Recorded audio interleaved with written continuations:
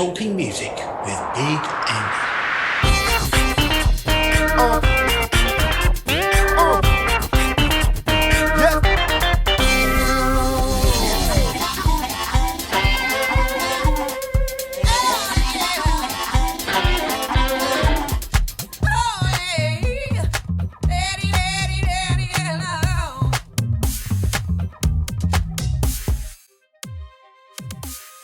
In this episode, Mark Tiarra is talking music with me, Big Andy.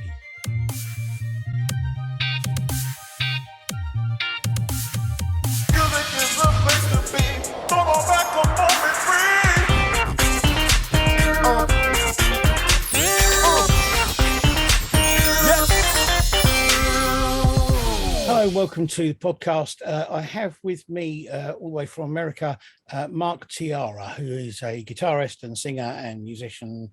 Hi, how you doing? How you doing? Nice to be here. Nice to have you here. Now, from what I can understand, looking at your stuff online, you've been involved in like the music scene in New Jersey, where you're from, since the 1980s. Yeah, 1987. Right. Okay. Long time. But online, most of the stuff I can find online only goes back to about 2014. Yeah, there's a little bit before that because there was a break. So in the 80s, I was with the band just after my name, Tiarra. We were a trio and it was 80s hair metal. I had giant Bon Jovi hair. And we did pretty well locally. Like back then it was CDs and records. We were doing well at like the local Tower Records, that kind of thing in the New York area. And that kind of, when that was all hair metal, and it kind of fell apart when grunge got big. Yeah. And then I had kids and I kind of stepped away from music for a number of years. And then around 2010, I met this guy, AJ, who I formed a band Answer Infinity with. And Answer Infinity did quite well and still exists, although we haven't done anything with COVID. But that was, so there's a big break in between there from like the mid 90s to about 2010, where the only music I'm doing is just for my own listening. Okay. You've been doing guitar teaching and stuff online on your YouTube channel. Right. Guitar tutorials and things. Right. Yeah. The Music with Marky channel is all about gear and lessons and just how to make better music on a guitar. And that seems to be going quite well. It seems to have quite a few people. Yeah. It's I think I probably hit 12,000 followers sometime around today. I'm getting almost 1,000 a month. It's not the millions, that make you like what they call an influencer or whatever, but it's certainly enough that it makes it really enjoyable to do. Yeah. I did. I looked at a few of the things on there. Honestly, not being a guitarist myself, there were some bits I was thinking, I have no idea what you're talking about. Right. But it looked very good. It's very informative and very Thanks. Good. So most of your music, stuff I listen to, although it's very obviously very influenced by the 80s sort of metal sound and scene, there's a lot of stuff in there that I've noticed there's use of keyboards and synths and things like that, which is a lot more kind of a departure from that, which is it's a nice mix. It makes it an interesting mix. Thank you. What made you decide to do the solo stuff? Well, I can't stop writing music. It just pours out of me constantly. I probably play on a quiet day. I play 3 hours. On some days I play as much as 8 hours a day. I can't stop playing. It just comes out. And so even when I have Answer Infinity band project, I work with a project out of Utah called Unite the Divide, and I still have music left over that I need to do something with. And so if it comes out and it's honest and I'm feeling it, I got to finish it. And so having the solo music allows me to have that kind of, I'm not conferring with other people on how it needs to sound or whatnot. All the stuff that's just me can go there. Yeah. I was interested listening to your stuff because there's a lot of instrumentals on there, but there are also there's a lot with vocals on. Is that you singing? All right, so the channel started. There's some stuff on there that are these little things called cues. They were meant for like TV and stuff, and I can't get them off of Spotify. I don't know why. No. Somebody else had published them, but then after that, the I think Therefore I Jam is the instrumental album, and that's a full CD. And then I have a full CD called Sometimes I Sing, which is all my vocals. Right. Then after that, you'll start to see that it's a bunch of singles. Every 5 weeks, I release a single, and mostly I'm working with studio musicians as singers. Oh, right. I love playing guitar. It comes naturally to me. Occasionally, I like to sing, hence the Sometimes I Sing, because I really connect with it. But usually, music doesn't flow out of my voice the way it does out of my fingers when I play guitar. So I want to give it to someone who's natural at singing and do what I do best. Yeah. And so I found these people to work with. And part of what you were saying with the music sounding like a mashup of styles a bit, the first guy I worked with, which is the first single I released, All in Me, is a pop singer. He's a dance EDM singer, and I just loved his voice. And so I sent him this music, which is almost a classic rock sounding track, and said, can you sing over this? And he's like, I don't know, man. And I said, just give it a try. So I showed him some modern rock bands like Crown the Empire, who have singers who I think are more pop singers. Yeah. And he's all right, I can give it a try. And so him and 2 or 3 other people I've done the same thing with, and I like what happens when we mix these two things together. Yeah, no, it's good. It's an interesting mix of the keyboards and the effects and things in with the solid rock sound that you've got. I like All in Me. I think it's really good. It's a good song. That I do like. Yeah, when I got that back, it was like I heard that first take he did, and I was floored. I could feel it, and I was so excited because I tried singing a few things over it, and they were just boring, you know. So I get it back from him, and I go, "Oh, this is it. I'm doing this." It's amazing. Given what you were saying, it's amazing because the vocals, the sound of the vocals fits in so well with the music. Yeah, he's done amazingly. I work with him. I work with this guy out of Venezuela, Dibis Artigas. He sings the stuff that's more like I have a song called The Devil's Prize, and he sings that one, so it's more traditional rock sounding. He's got that kind of voice. I work with Joey Law, and he's definitely a pop singer. I've worked with this girl Christina in England, and I've had some people along the way too where it didn't work. They sent me a vocal track, and it just didn't work for it, and so. I've had to go back to one of the other guys I work with, but that's how you find new people. You're going to try some, and they're not always going to work. Absolutely. But you work with other musicians as well. So the stuff on the singles is all me. So all the music is I've taken drum samples using something called Easy Drummer and used them as a basis, and then programmed around it to fit my music. I play the bass parts, I play the guitar, play the keyboard parts. And sometimes I'll have real drums. Don't Let Me Down is a real drummer. It's my drummer from Unite the Divide. Okay. So it just depends on how fast I'm doing the track, whether I send it over to a drummer or not. Since I'm releasing every 5 weeks, it's kind of like you're moving along very quickly all the way. Yeah. No, that's right. I was listening. I mean, it was interesting listening to some of the songs that you don't have videos for. Right. Because the video is kind of like a one thing, but the songs that you don't have videos for are kind of like, I'm very much a visual person when it comes to music. It's strange. I listen to music, and the first thing I do is see it as a visual thing. Right. It comes from the fact that I'm very into filmmaking of films and that sort of thing. So right. But it's interesting because there were some of the songs that I listened to, I thought, wow, the videos you could make for this are incredible. The ones that I really like, just the music, You're Gonna See Me Rise. I really like that. It's kind of heavy, but it's got this really good sort of like subtle use of synthesizers or keyboards bubbling underneath it, which really works well. Thank you. Yeah, and that video was shot by, I use different production teams for video, depending on the song, and it can get expensive, so I don't do it for every song. Although now I'm starting to get enough following that I'm making some money from the streams, so it's starting to become more viable to invest. And that team that shot that video, they shot the Don't Let Me Down one, which is like kind of the relationship video. They shot one. I have a song coming out in December.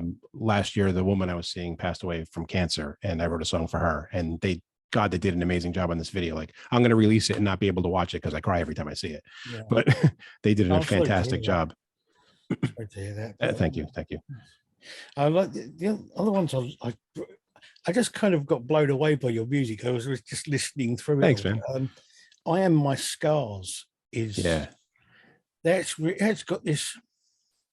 It's got this underlying sort of power to it. It kind of. I don't know if it is, but it sounds almost like there's kind of like, when people are kind of like, I'm okay, but Right. underneath there's all this turmoil or inner sort of like, Yeah. whether it's self-rage or whatever. And Right. that's what it sounds like. It's kind of like the musical equivalent of that. I can hear this kind of Yeah. seething underneath the music. Yeah. That's cool that you hear it that way. So with that singer, that's the same singer that did All in Me. He's the one I use most often. I send him music and he tells me what does it need to be about, and he actually writes the lyrics. So I did the music. I had a thought in mind. It had a lot to do with difficulties growing up, with dealing with getting bullied, that kind of thing, as a young Yeah, kid. And so there's that I'm okay now, but there's still that anger that I let it happen to myself, just like you're saying. yeah, And so then he takes and he turns that into a lyrical concept. It's great. And I generally, when I work with singers, I try to have them write the lyrics if I just give them a topic, because I want them to be attached to it. yeah. The only time that doesn't happen is when I work with Debus, the guy from Venezuela, because English isn't his first language. He asks me to write the lyrics. So he sends me a melody track and I make lyrics for it. Right, right. That's cool. That's cool. I would also like it's Us Against the World. Very good. Yeah, that's the one that just came out. Yeah. Yeah, that's really good. It's very obviously influenced by, I think, by your 80s kind of roots. Yes. Yeah. Yeah. Very much so. Yep. That one. Yeah. And that's Debus singing as well. So he's got that very much classic rock sound. Yeah. The other ones I liked was Atom Smasher. Oh yeah. Going back to the instrumental stuff. Yeah. That one's heavy. That's an 8-string guitar. That's that guitar hanging right behind me. It's that one. It's kind of like, I mean, I got into all of that in the 80s and 90s and that sort of thing. I got into all of the Satriani and was it Tony McAlpine and people like that, What a player. Yeah. So I got into all of that sort of stuff, and it kind of reminds me of that sort of thing, that feeling. Cool. Yeah. Yeah. Certainly that's a huge influence, that whole time period. Well, that's when I was just learning guitar, was when all those GIT like guitar shredder guys were coming out, and I was out in California learning that stuff. It was cool. Yeah, no, it's really good. I really like that.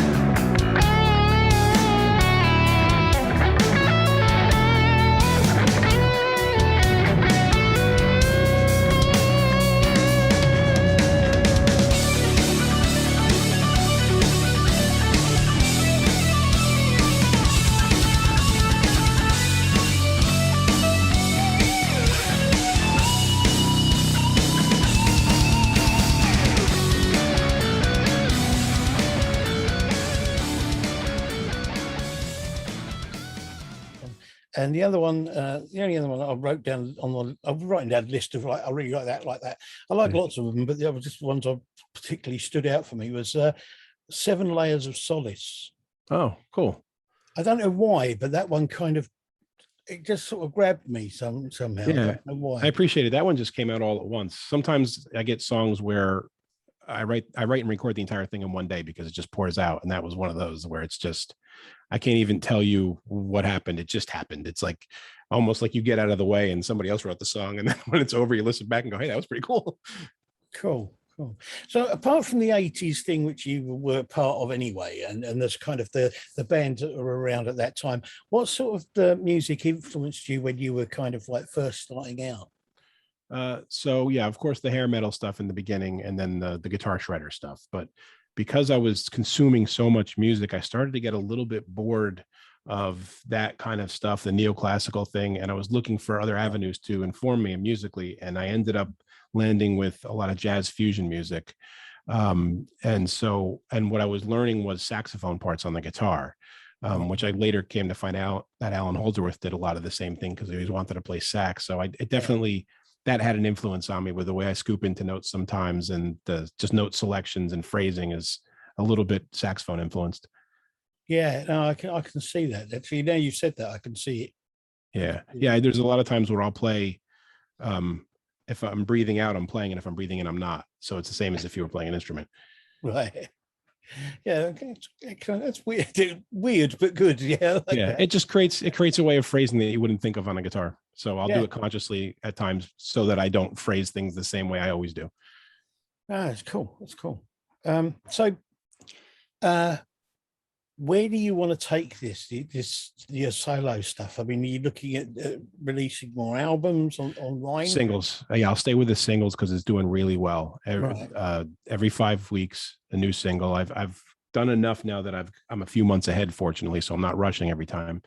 And this the next one I have coming out at the end of September is a song called Show Me, and this one's gotten the largest budget. I had a huge video budget for this one. They shot it in India, and my music is actually, it's most successful in India because apparently I by accident found out that there's a market there, a younger market for older sounding rock music. So these kids really appreciate the music, and I'm getting messages every day, like lots of messages from people in India, and just saying they appreciate it and asking for guitar lessons and that kind of thing.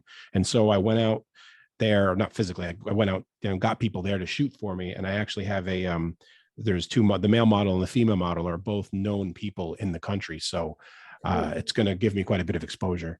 Yeah. No, that sounds good. It sounds really good. Yeah. I mean, are you looking to do gigs with this music, or is it just going to be online? Yeah, I can't see where I'd be able to do a gig because there's too many different musicians involved from the vocal standpoint, and they're very different people. Yeah. So I couldn't get somebody that could well sing what the All in Me guy did and also sing what the last song is. They're very different voices. I'd have to have 5 singers on the road with me. It'd be impossible. So whatever I do live is going to be probably back with the Answer Infinity Band once we're doing things again. Okay. So, I mean, it's fair enough. But ultimately, what do you want to do with this? Is it just something that you're going to keep as like a side project for you to? It's kind of your creativity, because the solo music gets the most. I've got the most streams and the most attention from that, and it ties in with the YouTube channel as far as teaching. That entire thing is becoming a career path for me. It's not my primary career, but it's growing to the point where probably within a couple of years it will be. So that's the goal, is just to continue the growth curve that I'm on and maybe even increase. Cool. No, that's cool. As I said, I really do like the stuff you do. It's Thank you. It's kind of like it's stuff that I remember. It harks back to the stuff I remember hearing when I used to work as a roadie and that sort of thing. Yeah, I used to hear this stuff all the time when we were on the road, and I get interesting comments. One of the things I do is post on Reddit when I have a new video. There's a subreddit for just like independent bands. Right. And because I'm not in the videos, I don't do performance videos for the songs anyway. People think that the actors in the videos might be in the band. They're not sure or whatever. And I'll always get those comments like, you might want to write something that sounds a little more modern. And I'm like, you guys, I'm 52. This is, I'm on. They think I'm not being honest. Like they think I'm copying the old stuff. And I'm like, this is honest because I am the old stuff. Well, I must admit that's one of the reasons I asked about whether you did the vocals, because I saw pictures of you. I saw a couple of videos of you doing stuff from the teaching side of things and all that sort of stuff. Right. And I thought, is that his voice? Because it doesn't look like it would come out of. No.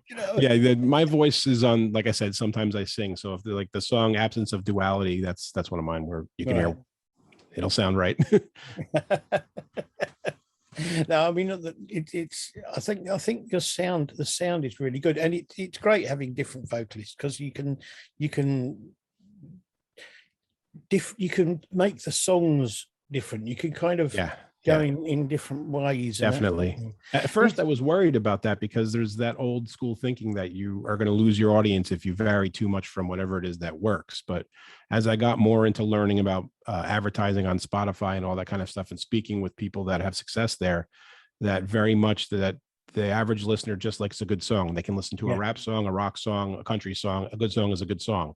So obviously it's all rock bent, but I go from that digital stuff to that very classic sounding stuff.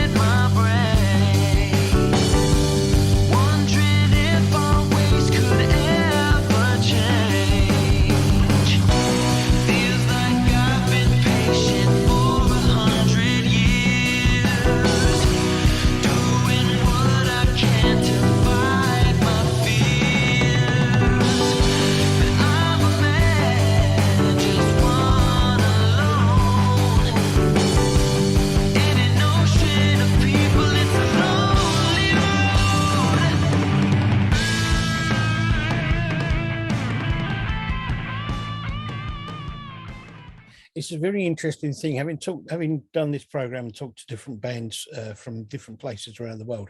It does seem that this whole thing of the different genres is kind of breaking down. Yeah, I like that. Most bands don't want to pigeonhole themselves anymore, and Yep. so they say we just play music. We want to play what we want to play. Right. And if that happens to be rock, then so be it. If it happens one day to be more jazzy, then we want to play something more jazzy, Right. and it's Yeah, and when you're doing it in singles like this, if it just happens that the one of them doesn't resonate with people, so what? It was 5 weeks, it was one single. You didn't spend 2 years making an album that flopped. this is it. I mean, the thing that I always remind people of when they say this, it's like the amount of people I know that weren't into rock music who went out and bought the Extreme album because of More Than Words, because they thought the whole album would be like that. Right. Yeah, every band's got that power ballad. Oh my god! Yeah. And it didn't do them any harm having a No, of course not. style of song on there. Yeah. Yeah. To me, it's got to be honest, right? If I'm not writing music thinking, what are other people going to think? I'm writing something because that's what I feel, and then hopefully they like it. And that's really what I learned between the late 80s, because when that first round of trying to do music and being very young, everything was ego. Everything was, oh my God, what are they going to think? What are they going to think? And it informed my writing, and it made the writing not fun and not honest. And then later, that period in between, I'm writing music strictly to put on an iPod to stick in my car so I can listen to it myself and hear what the latest things I'm working on. And that just taught me to just write music for me and then share it, and whoever's on board is on board. I think, I mean, when with the whole hair metal thing and all that kind of stuff that was going on in the 80s, it got to a point where everything was more about image and how the people were seen than it was about the music. And the music started to sound really quite boring. Yes. And I mean, even the good bands started to do albums that you just thought, this is just like every other album. Yeah. You There know, was a meeting we had talking about the image part of it that the Tiarra trio had at one point with a record company exec. We as I said, we were starting to do good with selling some albums in Tower and whatnot. And the guy told me I was, obviously I got a shaved head. And in my early 20s, I was starting to lose my hair. And the guy basically told me, well, if you had better hair, we'd sign you. I was like, what about the music? You love the music. You invited us here because of the music. And that made me think we should do like albums with nobody on the cover, like the early Zeppelin. You didn't even know what they looked like. You have to go like see them to know. But in today's world with YouTube and everything, you can't do that. But no. I mean, I think people are moving away from that image thing again. Yeah, it's a lot more based on the music again now than it was. Yeah. I mean, I absolutely loved. I'm a big Black Sabbath and Ozzy fan. Yeah, and I absolutely loved when Ozzy came out of his big hair period. The first thing he did was shaved his head, which was fantastic. Yeah. I wished I had shaved my head like in the late 80s, early 90s when it started getting thin instead of worrying about it, because I could have been the bald guy instead of just like one of a million. Yes, that's true.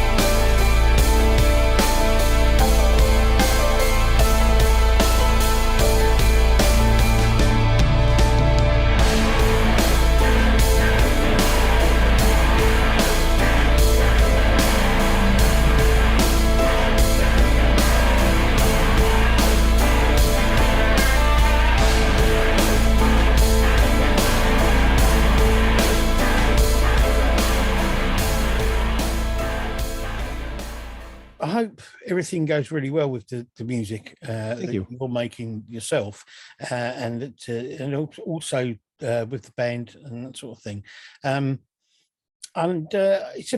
It's kind of a pity you're not going to be touring, because I quite like to see you play live, to be honest. But I appreciate it. The only place you can see me is on the YouTube channel, Yeah. I do look forward to hearing more music, definitely. I mean, it's kind of got those echoes of the good stuff from the 80s, because there was a lot of stuff that I really got bored with and didn't really get into, but it's echoes of the good stuff from the 80s, and thanks, I appreciate that. Like that. I really do like it. Thank you for joining me. Of course, thanks. Thanks for having me on. It's been great talking to you, great listening to your music, and as I say, I hope to hear more of it. And yes, now maybe I'll talk to you again one day once you've got. You definitely will, and everything like that. Thank you. Thank you. Have a good one. And thanks to everybody for joining us on the podcast. And I hope to see you again soon. Bye. Talking Music with Big and